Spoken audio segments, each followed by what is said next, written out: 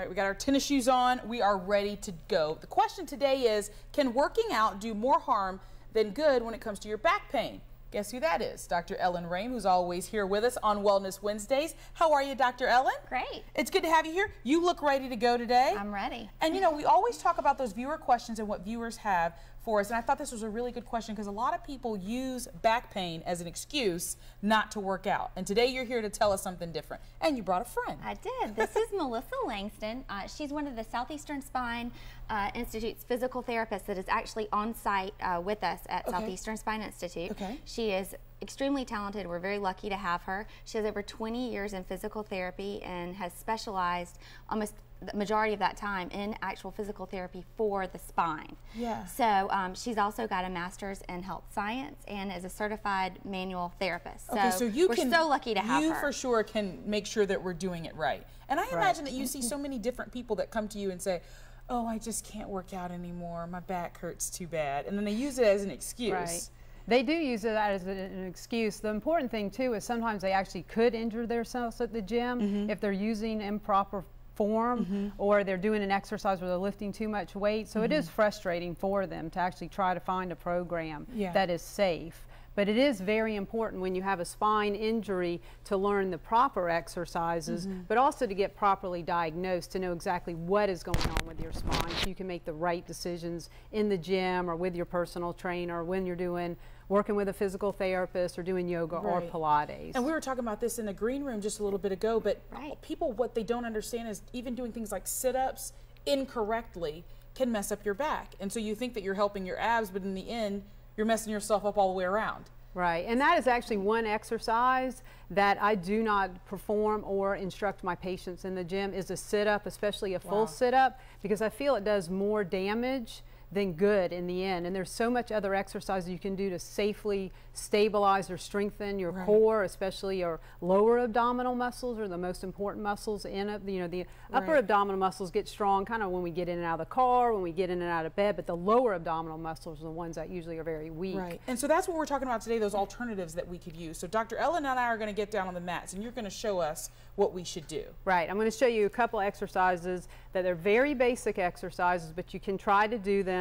You may need to modify them if you're having problems doing them. You know, going to see someone who specializes in the spine, who specializes in the proper exercises that you should do, may be something that you'll benefit from. All right, let's do it. No excuses anymore, anyone. We're about to do this thing. Let's go. Okay, one of the basic ones, and we don't even really have to get down on the mat for this, and you can do this when you're standing, when you're sitting, when you're walking, but it's just a basic abdominal brace. So what you do is and we're going to work the lower abdominal muscle, so you just bring the lower abs towards your spine. So it's just like a bracing.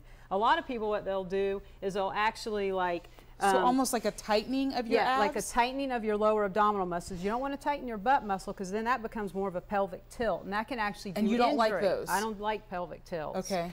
Because what can happen is if you have an instability or you really don't know what's going on with the disc, that kind of doing a thrusting technique like that or a shearing can actually make you worse. So we're just kind of hold it in and then release it. Right, so you just draw the lower abdominal muscles in, hold it for a count of 10, and then release. And you can do it in sets of 5, and then you can continuously do that throughout the day. You can do this while you're cooking dinner, so there's no excuse for not doing it. Right. Grocery store. You can do it when you're talking to your friend. I can do it right now while I'm talking to you. I'm doing it right now as I'm looking at you. I want you to know that I'm doing it right now. Okay, so what's the next one? Okay, another one that I really like is the plank, and everybody usually knows that. And you can modify the plank. I do not like these. My trainer makes me do them 3 days a week. Okay. Yeah, so then all you do is you get on the It's so old. I can't get out of the floor. Okay, so you're in that all fours position, and then you kind of put your hands out in front of you a little bit, and then you come up onto your toes. Okay. Now, if you wanted to do a modified position because this was too hard, maybe because your arms hurt, you can bring your knees down to the mat, and then you kind of just shift over a little bit and hold your belly button in. And Dr. Ellen, I imagine that you give this to a lot of different patients that come to you and say, maybe they've even had a back surgery or you've given them those stimulators that we talked about before. Right. And you still want to work out. Absolutely. And I feel this. Yeah, and it's nice because it's isometric, like so you're not moving, you're also working your upper body, and then you can make it harder where you come up onto your toes. Oh my goodness. And then you can progress, as you know probably that you've worked with your trainer. And Dr. Ellen has got it. Dr. Ellen, before we run out of time, tell us where you're located. We're located on Chuck Daly Boulevard. We're very excited because we have our new building opening up in 6.5 weeks. And Melissa's going to be there. We have so much to offer, all under one roof at Southeastern Spine Institute. I love it. Keep your questions coming in for next week. That's for sure. And then that way that you'll have more information. Like we give you information every day. Melissa, glad to have you at the party. Thank you for having me. Dr. Ellen, we'll see you next Wednesday for Wellness Wednesday. And we'll keep doing those pelvic thrusts. I'm doing them right now. Me too. As we're talking to you. When we return, we're talking to Chef Brett McKee and friends. Don't go away. I'm doing it.